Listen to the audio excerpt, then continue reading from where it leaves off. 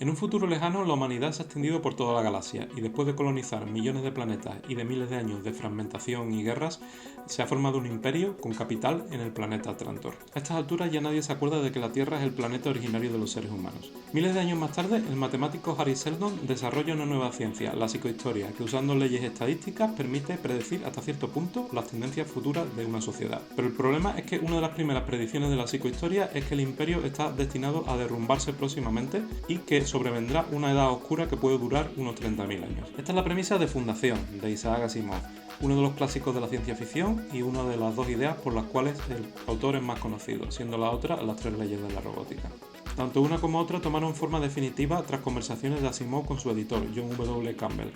cuando Asimov estaba empezando prácticamente su carrera literaria. La novela Fundación es la primera parte de una trilogía, que completan las dos novelas siguientes, Fundación e Imperio y Segunda Fundación. Los tres libros en realidad son una recopilación de relatos publicados en la década de 1940 en la revista de Campbell, Astounding Science Fiction. Fundación contiene los cuatro primeros relatos, pero al publicar la novela en 1951, Asimov añadió un quinto, que hace de introducción al conjunto, y que por tanto consideraríamos hoy una especie de precuela. Este relato es el que más me ha gustado del libro con diferencia, e igual que pasa en las precuelas, Harry Seldon es ahí el protagonista, y se desarrolla en una época en la cual el imperio está empezando a derrumbarse. Se ven los primeros síntomas de la decadencia y caída del imperio, que se agudiza en partes posteriores de la novela. Pero en esta primera parte todavía el imperio tiene un gran poder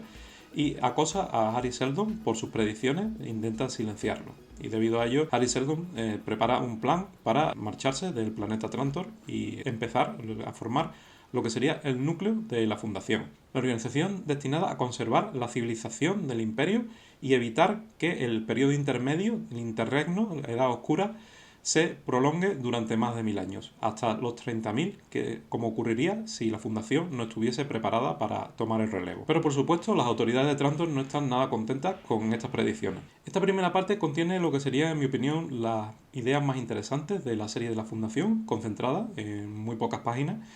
y por contraste, el resto de los relatos no me han parecido tan interesantes. De hecho, resulta hasta cierto punto sorprendente porque realmente los cuatro siguientes son los relatos originales. El segundo que aparece en el libro es el relato original, que de hecho se llamó Fundación cuando se publicó por primera vez. Y son relatos muy de intriga política, en plan thriller, como suele ser habitual en Asimov, con bastante poca acción, casi toda la acción transcurre implícitamente a través de los diálogos. Según reconoció el propio Asimov, el argumento de estas historias originales de la Fundación está basado en la caída del Imperio Romano y en el periodo posterior. El segundo relato de este libro, que como digo es el original, el que se llamó Fundación, que se publicó por primera vez, trata del surgimiento de un poder civil local en el planeta Terminus, el planeta que es el núcleo de la Fundación, donde se espera que se forme el núcleo del próximo imperio cuando caiga el imperio actual de Trantor. Con este nuevo poder civil, el planeta Terminus toma el relevo del poder del imperio, que se está retirando cada vez más, se está fragmentando y se está retirando de las zonas exteriores de la galaxia, debido a que ya es incapaz de conservar su control. Con lo cual, las antiguas provincias del imperio van adquiriendo poder como reinos independientes y Terminus intenta imponerse sobre su zona de influencia y crear ese núcleo de lo que va a ser el imperio futuro. En el tercer relato vemos como una religión basada en los retazos de ciencia preservados por la Fundación permite que Terminus se convierta en un poder religioso local y utilice la superstición para acrecentar su influencia en la región. Salvando la distancia, esto también parece estar inspirado en la situación al final del Imperio Romano, en el que la autoridad religiosa de la Iglesia permitió hasta cierto punto mantener una continuidad de la civilización clásica.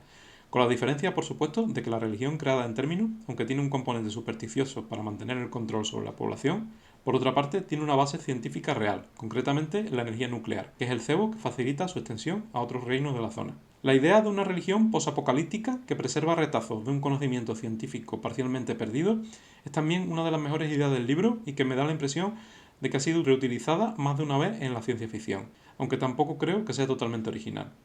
La religión se basa en el control de la energía nuclear y los sacerdotes en realidad son técnicos educados en un batiburrillo de superstición y ciencia real. Llama la atención que este relato se escribió meses antes de la construcción del primer reactor nuclear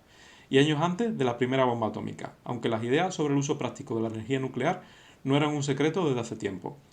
Lo que es poco creíble en la novela es el periodo tan corto, de solo unas pocas décadas, en el que la religión adquiere un control tan completo de la sociedad, teniendo en cuenta que para que eso ocurriera haría falta que la inmensa mayoría de la población hubiera sido adoctrinada desde su infancia, y que hayan muerto la mayoría de los que han visto surgir esta religión y por tanto pueden ser más escépticos. Curiosamente, este método de crear una religión para preservar un conocimiento científico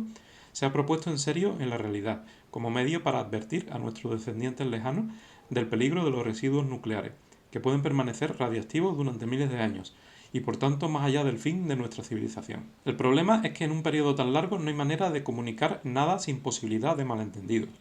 o aún peor, sin crear un halo de misterio que pudiera atraer a la gente de un futuro lejano a zonas como cementerios nucleares, por lo que una de las ideas que se han propuesto, que realmente parecen de ciencia ficción, fue la de crear un sacerdocio que preservara estas advertencias, ya que las instituciones religiosas son las más longevas, algunas de ellas con alrededor de 2000 años de antigüedad. Volviendo a la novela, en la cuarta parte, posiblemente la más floja del libro, se cuenta un ejemplo de cómo el comercio empieza a sustituir a la religión como base del establecimiento del poder de la fundación sobre su zona de influencia. Esto recuerda al final de la situación de la Edad Media en el mundo real. En la quinta parte, esta situación finalmente evoluciona hasta un punto en el cual el poderío económico de los comerciantes termina dando el traste con la autoridad religiosa, que resulta sospechosa para los poderes locales por su capacidad de manipular a la población. Las diversas partes de la novela, como corresponde a su origen en diferentes relatos sueltos, no comparten apenas personajes, con la excepción del personaje mítico de Harry Seldon.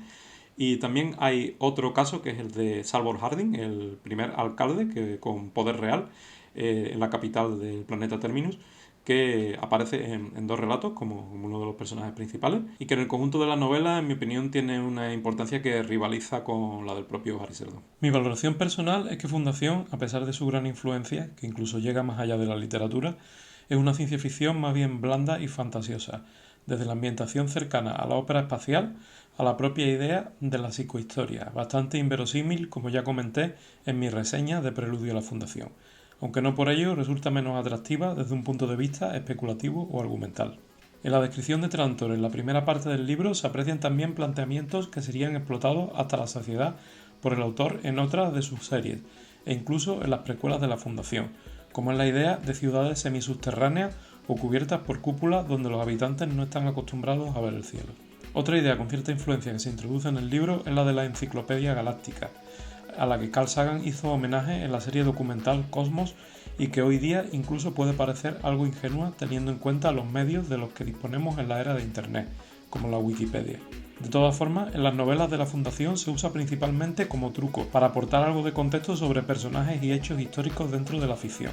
en breves pasajes que hacen de introducción a cada una de las partes de los libros y que están supuestamente sacados de la enciclopedia. En su última época, Asimov decidió conectar las novelas de la Fundación con las de los robots, que en principio no tenían nada que ver entre sí. Para ello, escribió una última novela de la serie de los robots, Robots e Imperio, y dos precuelas de la Fundación, Preludio a la Fundación y Hacia la Fundación, que tratan diferentes hitos en la vida de Harry Seldon y que ya he comentado en vídeos anteriores. Tengo que reconocer que estos tres libros me han gustado bastante más que Fundación, que ha sido para mí una especie de anticlímax. Aunque ya lo había leído hace muchos años, solo me acordaba del planteamiento general sobre la psicohistoria y las escasas intervenciones de Harry Seldon, que de hecho me parecen lo más interesante, pero que ya se explotan suficientemente en la primera parte. Y los argumentos en sí de las otras cuatro partes tampoco me parece que destaquen por su calidad dentro de la obra de Asimov, lo cual no es de extrañar, ya que fueron publicados cuando Asimov era un escritor prácticamente novato y tenía poco más de 20 años. Gracias y hasta el próximo vídeo.